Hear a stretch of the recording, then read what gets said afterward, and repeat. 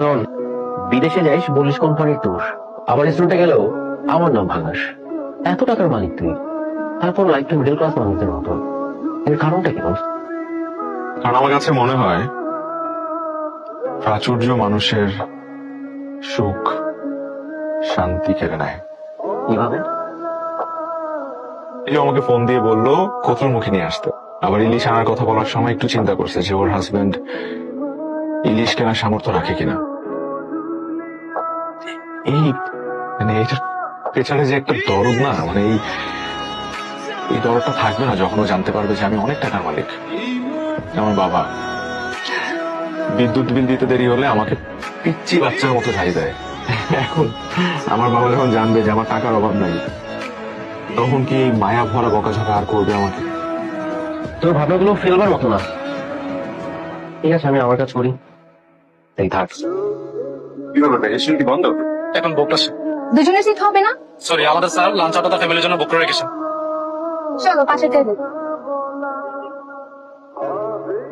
আচ্ছা, আমি একটা জিনিস বুঝলাম না, যখনই তুমি আমাদেরকে নিয়ে খেতে বের হও, তখন যে রেস্টুরেন্টে যে সেই রেস্টুরেন্টই ফাঁকা থাকে। হ্যাঁ রে রাকিব, আমি না এটাও খেয়াল করেছি, মানে যখনই আমরা একসাথে কোথাও খেতে যাই ওই রেস্টুরেন্টে আমরা ছাড়া কোনো কাস্টমারই নাই। হ্যাঁ, কিভাবে?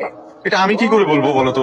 লাকিলি হয়তো বা হয়ে যায়, তোমাদেরকে নিয়ে যখন খেতে আসি তখন অন্যরা কেউ খেতে আসে না, অথবা তোমাদেরকে নিয়ে যে রেস্টুরেন্টে খেতে আসি রেস্টুরেন্ট অতটা ভালো না, চলে না, রেস্টুরেন্ট হইতে পারে না। কিন্তু এই রেস্টুরেন্ট দেখলে তো মনে হয় না যে চলে না। ভালোই চলার কথা, অনেক সুন্দর না? অনেক সুন্দর। কিন্তু ভালোই লাগছে যে আশেপাশে কোনো মানুষ নেই, আমরা আমাদের মতো করে খেতে পারতেছি, আমরা আমাদের মতো আছি, এটা কিন্তু ভালো লাগছে, কোনো কমপ্লেন নাই।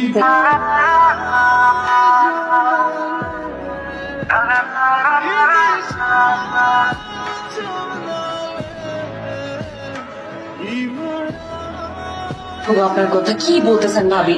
মানে একটা সুন্দরী রমণী এসে আমার হাজবেন্ডকে রাস্তায় দাঁড়িয়ে কোটটাই পরে দিয়ে নিয়ে চলে গেল, মানে এত সহজ?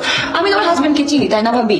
আমার হাজবেন্ড মেয়ে মানুষের আশেপাশে ঘেসতেই পারে না, ঘেসলে 100 হাত দূরে চলে যায় ক্লাব দিয়ে। ভাবি গো, পুরুষ মানুষের কোনো বিশ্বাস নাই, এরা বাইরে এক ভিতরে আরেক। আচ্ছা শুনেন, আপনি কি রাকিব ভাইয়ের মোবাইলের পাসওয়ার্ড জানেন? না জানলে কোনো অসুবিধা নাই, জেনে নেবেন, তারপরে ফেসবুক মেসেঞ্জারে ঢুকে চেক করে দেখবেন।